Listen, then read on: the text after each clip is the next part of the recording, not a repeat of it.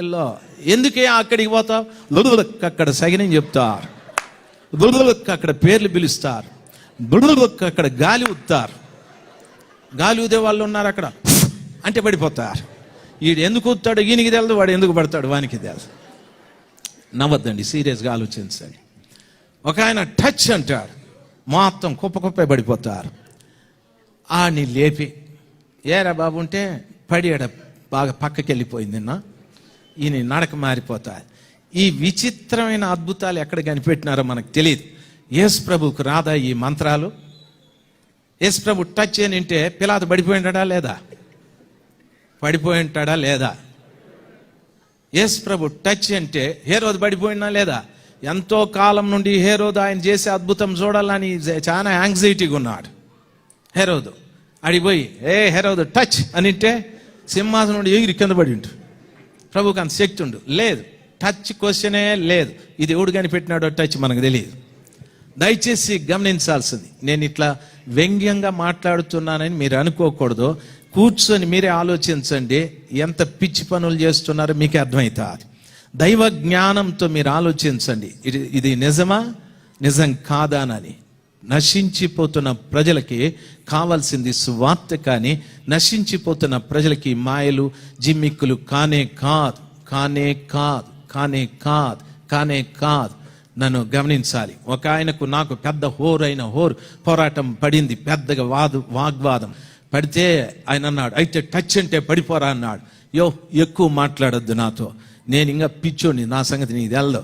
సరే, ఈ రాత్రికి నీ భార్యను తీసుకొచ్చి స్టేజ్ మీద నిలబెట్టి టచ్ అని పడతాదేమో చూద్దామని. మన భార్యను టచ్ అని మనం ఆమె పడదు, ఈడు పడిపోతాడు. రివర్స్ స్పిరిట్ కొడుతుంది. ఎందుకో తెలుసు, వీని వీక్నెస్ అని ఆమెకు తెలుసు.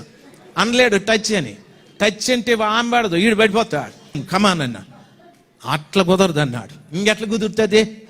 ఊరోళ్ళు మా మీద పని చేస్తుందా? మీటింగే క్యాన్సల్ అన్నాడు. నేను పోనేను, ఉండు ఈ రాత్రికే, ఏది అసిస్టెంట్ని నిలబెట్టి టచ్ అను. 100 సార్లు టచ్కి నేను ఇస్తాను అవకాశం. 100 సార్లు ఒకసారి పడినా నీ దగ్గర దేవుడు ఉన్నట్టే, లేకుంటే దెయ్యం ఉన్నట్టు అన్నా. ఆర్గనైజర్ దగ్గర పోయి, నేను ఉన్నానయ్యా, ఈయన నన్ను సతాయిస్తా ఉన్నాడు. నేను సతాయించలేదు, సత్యం చెప్తా ఉన్నాను. నువ్వో నేనో తెలుసుకోవాలి ఈరోజు కూటంలో.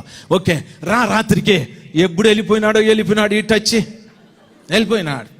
ఆ రాత్రి కూటానికి వెళ్ళి కూర్చుంటే అసలోడు రాలి. ఆయన పిలిచి, ఏడోడు అన్నాను. ఏందోడు, నీ టచ్తో వాడు వెళ్ళిపోయినాడు.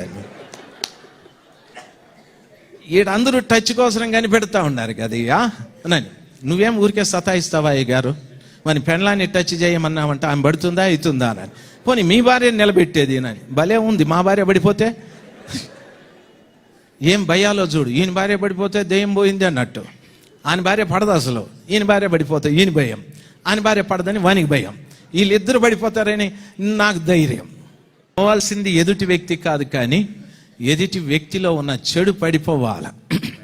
ప్రభువు కొరకు ఒక వ్యక్తి ధైర్యంగా సత్యంగా నిలబడాలి. ఈ పిచ్చి కార్యాలు చూసేదానికి చాలా మంది పరిగెత్తా ఉంటారు, గుంపులు పరిగెత్తా ఉంటారు. దయచేసి గమనించాలి, మీ కళ్ళములో తొక్కేటటువంటి ఎద్దు మూతికి చిక్కము కట్టి ఇంకొక ఎద్దుకు మేత పెడుతూ ఉంటారు. ఎంత అక్రమమది! దైవ జనాంగమా, ఈ అక్రమమైన కార్యాలు మానుకోవాలి. మీ సంఘం, మీ కాపరి, మీ పరిచర్య, దేవుడు మీకిచ్చిన దీన్ని అభివృద్ధి చేసుకోవటానికి మీ సొమ్ము ఇక్కడ ఉపయోగపడాలి. దైవ జనాంగమా, గమనించవలసిన విషయం, చాలా మంది అక్రమమైన సొమ్ముకు అలవాటు పడి ప్రజలను అక్రమమైన త్రోవల్లో నడిపించేది రీతిగా తయారైపోతూ ఉన్నా. దేవుని వాక్యం సెలవిస్తాది, క్రైస్తవుడా నీవు బలవంతుడవు. ఎందుకో తెలుసా? ఇటువంటి అక్రమమైన కార్యక్రమాలను అణగద్రొక్కి సరైన మార్గాన్ని లోకానికి ప్రచురం చేయాలి. అబీమెలెకు అంటున్నాడు, మీరు మాకంటే బలవంతులు విడిచిపెట్టి వెళ్ళమని. అబ్రహాం బావులు త్రవ్వించాడు.